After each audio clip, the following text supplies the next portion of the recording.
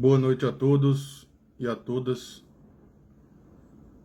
Eu me chamo Germano Xavier, sou jornalista e professor e principalmente um amante inveterado da literatura, da boa literatura. Foi com muito prazer receber a notícia de que o meu companheiro Stênio Esson, aí da comunidade de Ceabra, iria lançar um livro.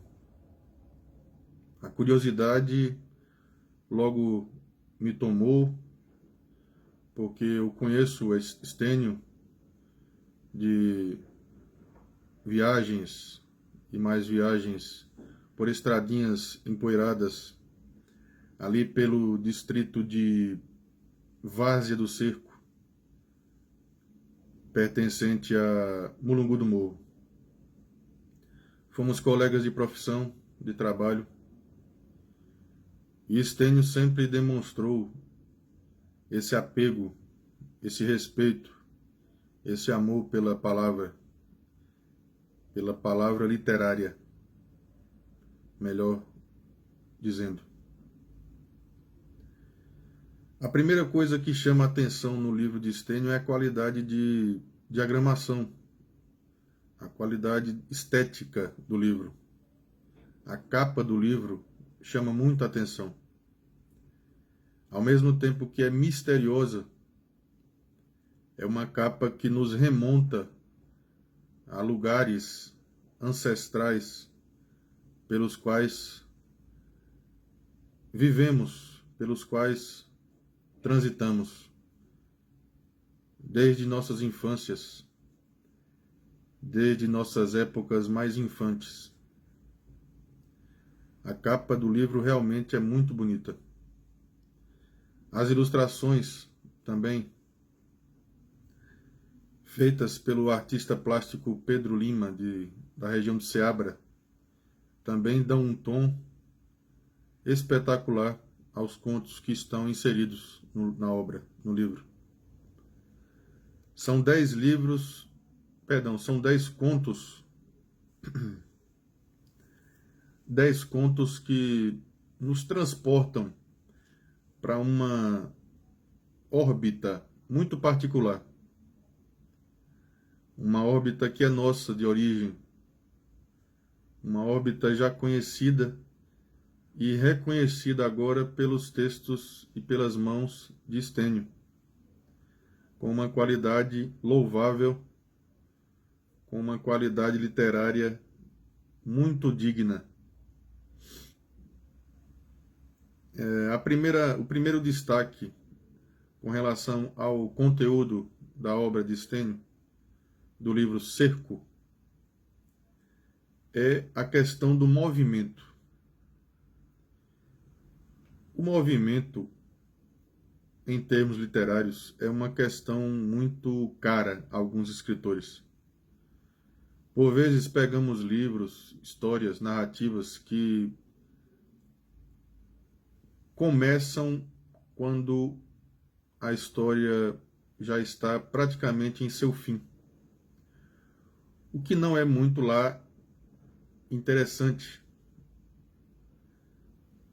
Os contos de Stênio, no livro Cerco, eles possuem movimento.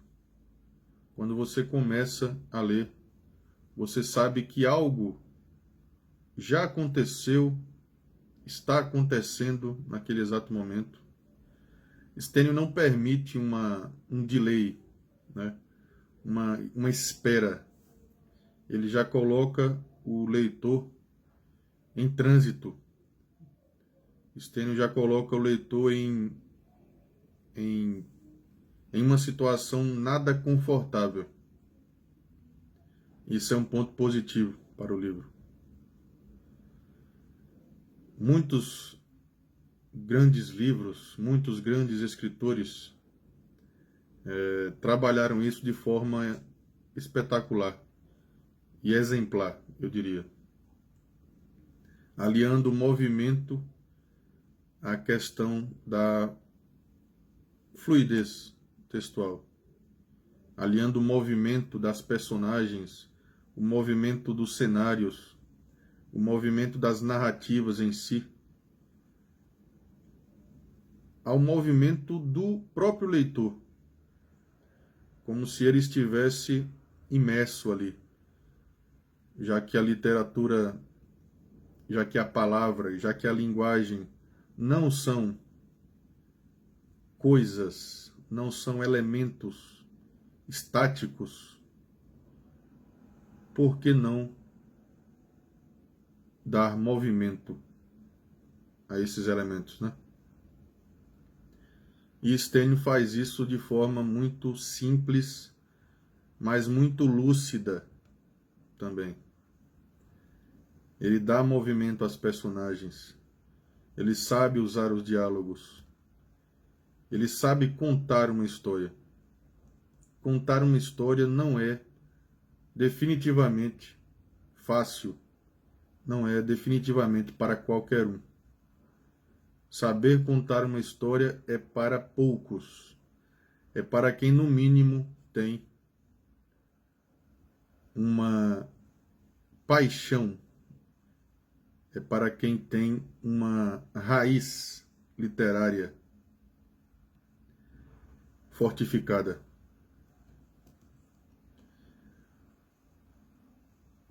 Outra coisa que nos chama a atenção no livro de Stênio é essa preocupação com o lado da memória. Mas não é uma memória apenas memória. É uma memória que atinge um âmbito social, atinge o âmbito do que foi vivido, do que é vivido por uma determinada comunidade.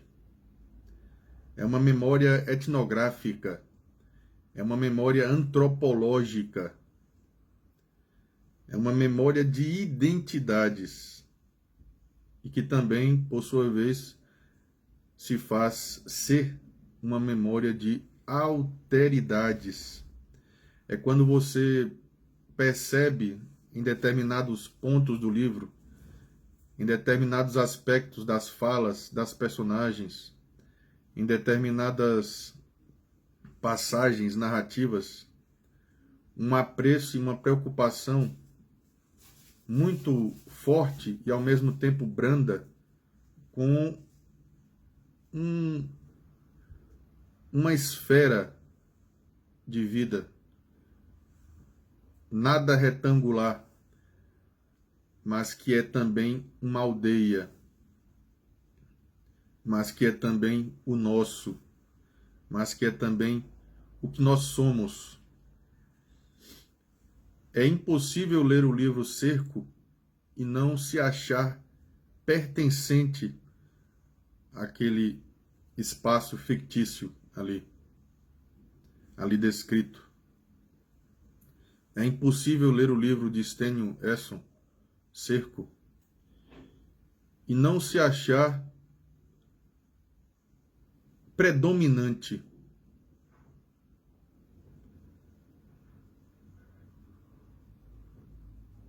é já conhecido de todos a fala de Leon Tolstói. Se queres ser universal, começa por pintar a tua aldeia. Cantas a tua aldeia, que cantarás ao mundo. Stênio Esson, meu amigo, meu colega de trabalho,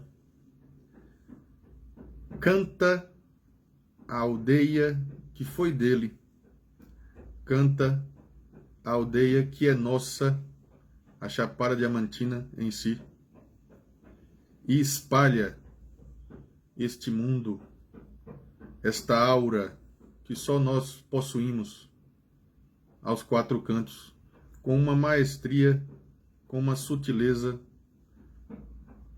literária muito bonita. Eu poderia fazer aqui elucubrações a perder de vista sobre o livro de Stênio Wesson, mas paro por aqui para que o leitor, o possível leitor de Stênio Wesson, não se sinta maculado, não se sinta ferido e que nenhum spoiler possa acontecer em minha fala. Agradeço, meu amigo Stênio, pela consideração de ler o livro ainda antes de ser publicado. E desejar a todos uma boa leitura e que nós consigamos valorizar ainda mais nossos escritores, nossos artistas nativos e a literatura de um modo geral. Um bom lançamento a todos. Vida longa a palavra de Stênio Wesson. Sigamos, bucaneiros.